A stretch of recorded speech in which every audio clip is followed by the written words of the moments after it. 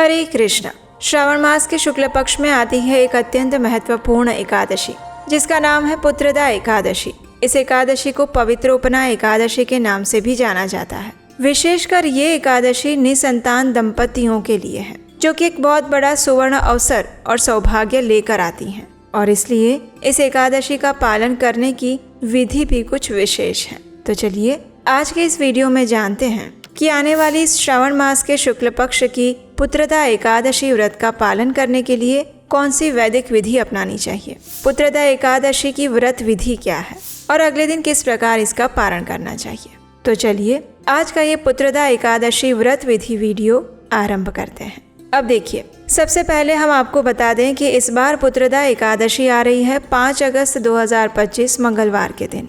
ये एकादशी अपने नाम के अनुसार ही फल प्रदान करती है। इसका नाम है पुत्रदा एकादशी, यानी कि जो निसंतान दंपति हैं, जो संतान प्राप्त करना चाहते हैं, विशेषकर उन लोगों के लिए आज की ये एकादशी सबसे बड़ी एकादशी है। पुत्रदा एकादशी वर्ष में सिर्फ 2 बार आती है और इसलिए संतान प्राप्ति की इच्छा रखने वाले सभी लोगों के लिए ये पुत्रदा एकादशी अत्यंत महत्वपूर्ण है। इस एकादशी पर और विशेषकर श्रावण मास में आने वाली इस एकादशी के दिन कठोरता पूर्वक सभी नियमों का पालन करना चाहिए और भगवान श्री हरि की प्रसन्नता के लिए विशेष संकल्प लेना चाहिए।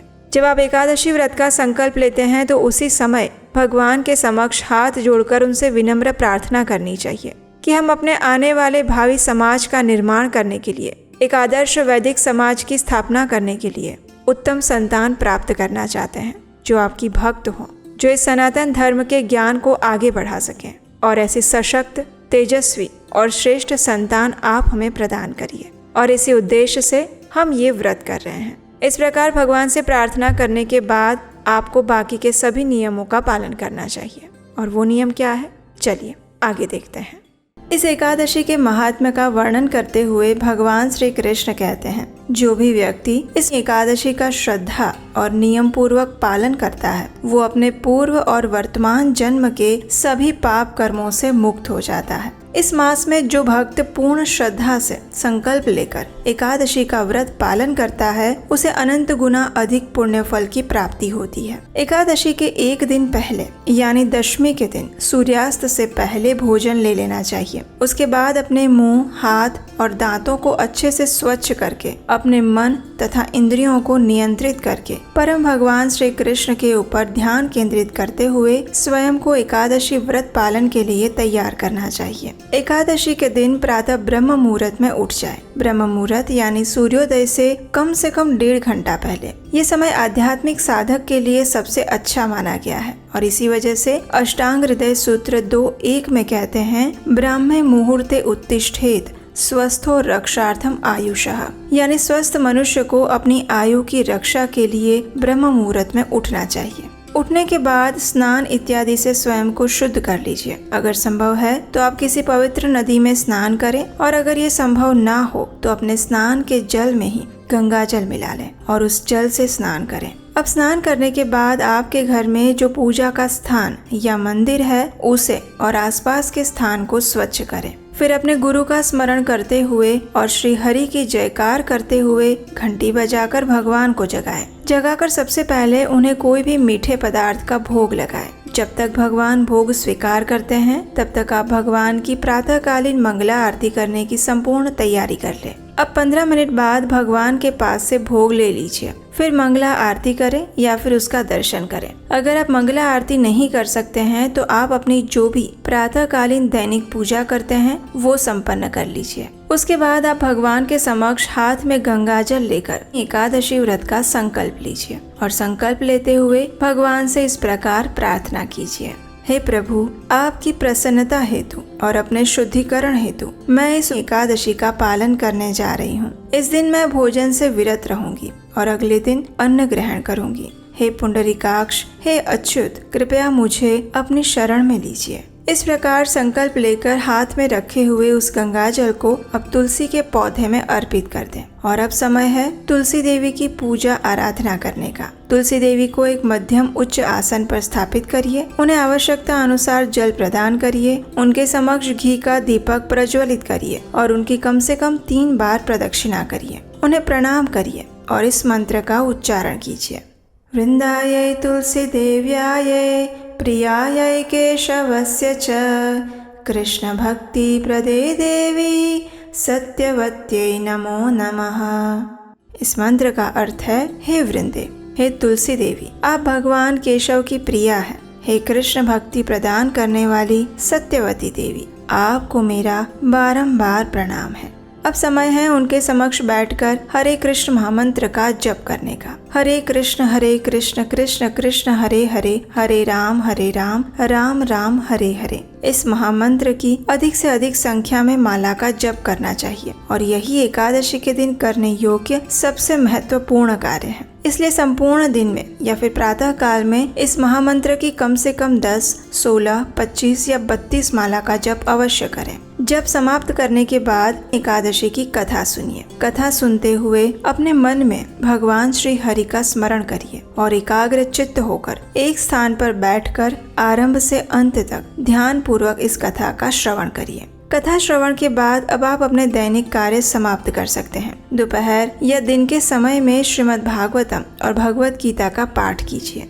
एकादशी के दिन अधिक से अधिक भगवान श्री कृष्ण की लीलाओं और शिक्षाओं का श्रवण तथा पठन करना चाहिए। भगवान की लीलाएं श्रीमद् भागवतम में है और शिक्षाएं भगवत गीता में है। इस दिन आप हमारे चैनल पर जाकर भागवतम कथा भी सुन सकते हैं। एकादशी के दिन हम उपवास का पालन करते हैं और ये उपवास 3 प्रकार के होते हैं, निर्जल, सजल और सफल। निर्जल यानी जिसमें एकादशी के संपूर्ण दिन में अन्न और जल दोनों का ही त्याग किया जाता है। इस दिन पानी की एक बूंद भी नहीं ले सकते और अगले दिन पारण के बाद ही जल और भोजन लिया जाता है। दूसरा उपवास है सजल, जिसमें आप उपवास में मात्र जल ही लेते हैं और कुछ नहीं। और फिर तीसरे प्रकार का उपवास होता है जिसे सफल उपवास कहते हैं। इसका पालन करते समय भक्त जल, दूध, फलों का रस और एकादशी प्रसाद ले सकते हैं। अगर आप नहीं जानते हैं कि इस एकादशी प्रसाद में कौन कौन सी चीजें लेनी चाहिए, क्या खाना चाहिए, क्या नहीं खाना चाहिए, तो उसके ऊपर भी हमने एक विस्तृत वीडियो बनाया है। उसका लिंक नीचे डिस्क्रिप्शन बॉक्स में है।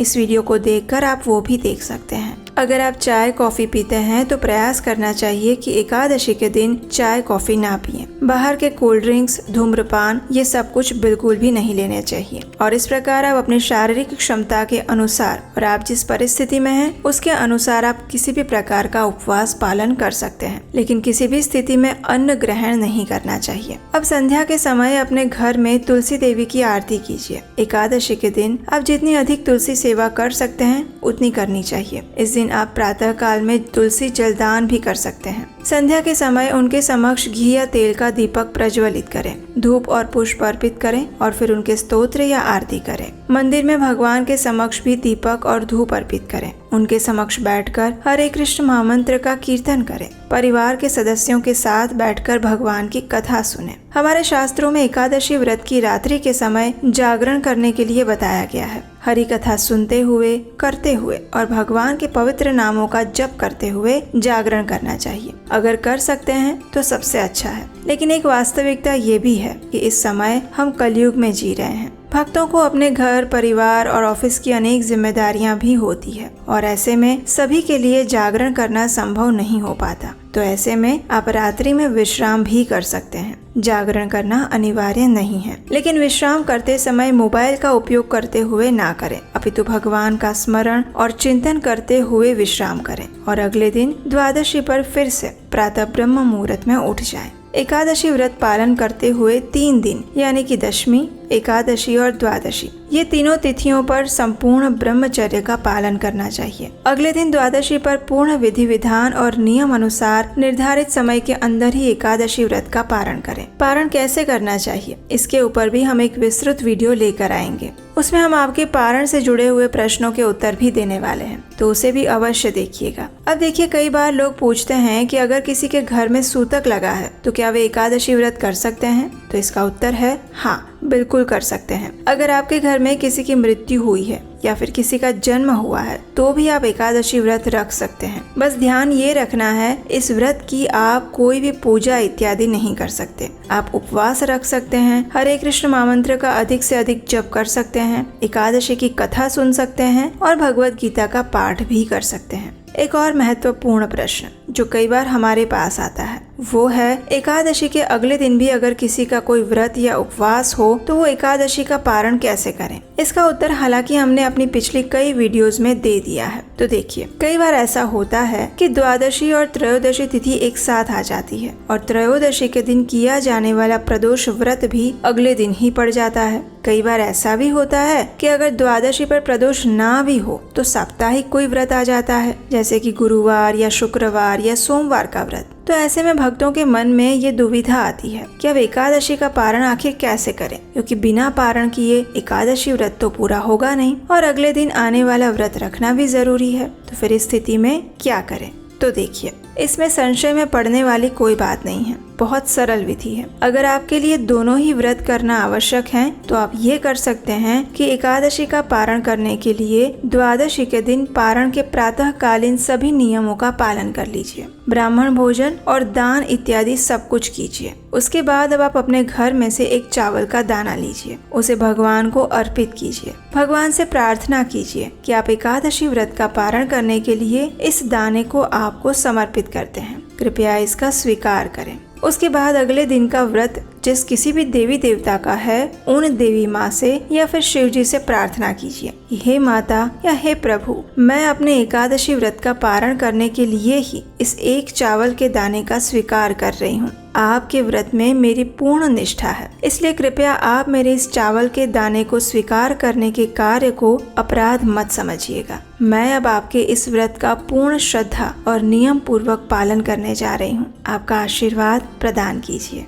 इस प्रकार प्रार्थना करके फिर आप अगले दिन का व्रत आरंभ कीजिए। उसकी पूजा अर्चना या जो भी विधि विधान है उसका पालन कीजिए और इस प्रकार आप एकादशी व्रत का पारण भी कर सकते हैं और अगले दिन के व्रत का पालन भी हो जाएगा और आपको कोई अपराध भी नहीं लगेगा। तो ये थी एकादशी का निष्ठा और नियम पूर्वक पालन करने की संपूर्ण जानकारी और व्रत विधि। हमें आशा है कि ये आपको सरल और उपयोगी लगेगी। अगर ऐसा है तो इस वीडियो को लाइक करके अपने उन मित्रों और परिवारजनों को शेयर कर दीजिए जो एकादशी व्रत करना चाहते हैं या फिर करने वाले हैं। इससे उनको भी लाभ मिलेगा। तो चलिए, आने वाली एकादशी का श्रद्धा पूर्वक पालन करने की संपूर्ण तैयारी अभी से करते हैं और बाकी चीजों के साथ साथ अपने मन तथा चेतना को भी इस एकादशी पालन के लिए तैयार करते हैं। हरे कृष्णा।